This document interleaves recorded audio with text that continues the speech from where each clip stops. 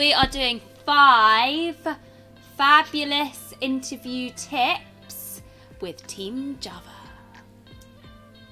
Some of these are quite obvious, others are less so, but it's just some fun things that are always worth going over ahead of your interview, and a couple of things you might not know. Yeah, these sort of tips are, as Alicia said, you probably know them. So with this video, it's not for us to teach anyone how to suck eggs. It's literally us just going over the tips that we've learnt for our years of recruitment. And it might be something that you miss during an interview that could really save and give you a huge opportunity to get a new job, which obviously we're trying to do. So tip number 1 is research your company. Now that sounds very obvious, but when I say that, I mean don't just look at the about page and see what they do. Go and see who's interviewing you. Stalk them on LinkedIn, send them a connection request, because it shows you're interested in who's interviewing you. It's also good for you to view the pathways that they've taken, and take some inspiration from that. Is that something or a way that you want to move up in 5 years' time? And that can all accumulate to questions that you ask in the interview. So researching even more than the about page, going above and beyond, looking at their different social networks, looking at what they do in terms of projects, looking at what they invest time in. So if they're kind of supporting a charity, or if they're working kind of with a certain partnership that interests you particularly, read up on those things, because the more you read up on it, the more it will come through in an interview, and that shows a natural ability to A, go and do your research, but B, that you're interested in the company that you're interviewing with. Because I think sometimes we get quite common feedback, I'd say, is that they didn't show much interest.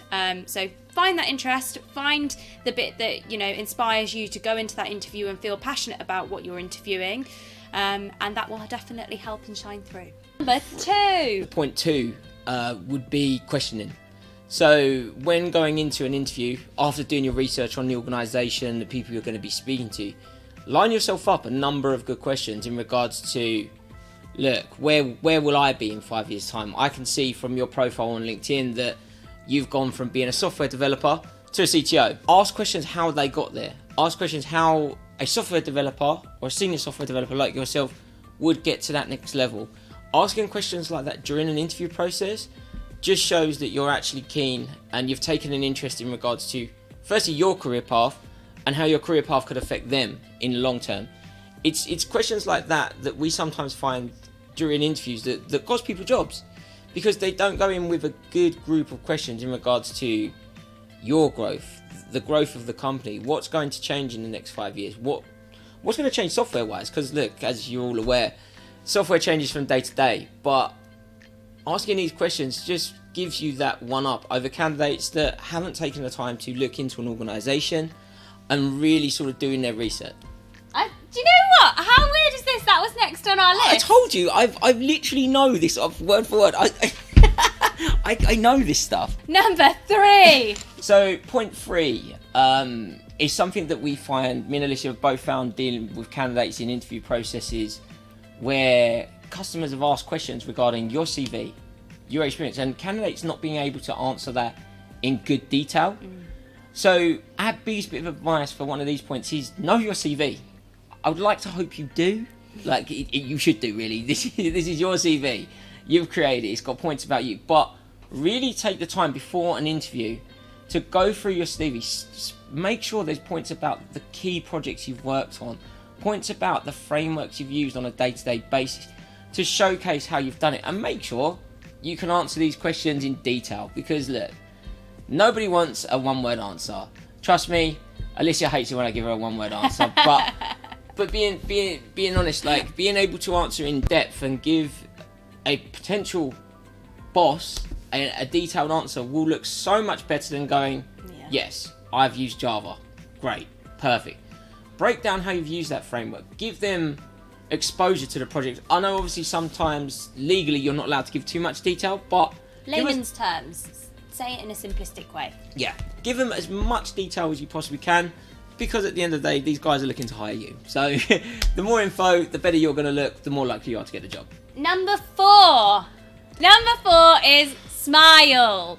because so many people get in an interview and kind of are like, oh my God, and like a rabbit in the headlights. Completely normal. To have nerves is completely normal. It's usually a good sign, right? Yes, because it shows you care. Yeah. Oh, God. Great minds think alike, do they not?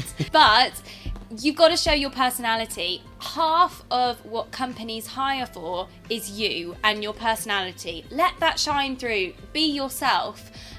In kind of video interviews especially, because there's a little bit of a... It's more difficult to show your personality across in a video interview. You have that slight buffer, don't you? That slight buffer from the video call. You have that slight delay, so you need to make sure that you're showing everything you can. Yeah, so essentially, to show your personality, make sure you're getting that across in an interview. You know, don't be afraid to kind of smile and do your hand gestures. I'm definitely one for hand gestures. It kind of helps show you as a person in natural light or in a natural environment, so they can then envision you in what team you'd work best in or what environment you'd work best in. That helps the other person kind of envision you in their business. On top of that, you know, I think when things have happened with COVID, we've maybe become a little bit more lazy by accident. It's completely natural because we've all been at home, but now we're coming out of that. Just be aware that when you're going on a Teams call interview, present yourself as though you're going to a normal interview. What would you wear to a normal interview? You know, and it's a bit like putting on your attire to get you in that mind frame. So, you know, if you pop your shoes on as though you're going into the office, you'll sit and kind of picture yourself a little bit more. You'll probably sit up a little bit straighter. You know, you'll make sure that there's no clutter around you in order to make sure you're presenting yourself in the best light and a professional way as well. Yeah, it's a key point there, because you want to be, again, like we've said a number of times on this video, you want to be presenting yourself in the best manner. Yeah. Turning up in sliders or flip-flops, a pair of shorts and a baggy t-shirt, much like I'm wearing now, for an interview probably isn't the best thing to do. But going in, obviously get an understanding of the culture first of all. Yeah. Look, if it's a relaxed environment where everyone's in a t-shirt, maybe put a polo. If it's a smart business-like organisation, go with a shirt, maybe not a tie. Look, I don't really see many people wearing ties anymore, but in that instance, make sure you've got a shirt on, maybe a nice jacket, maybe a nice pair of jeans or chinos, just to cover the bases. If you don't know, ask. If you're not sure, ask. I think there's so much stress surrounding the beforehand of interviews and what do I wear and I didn't know what to wear.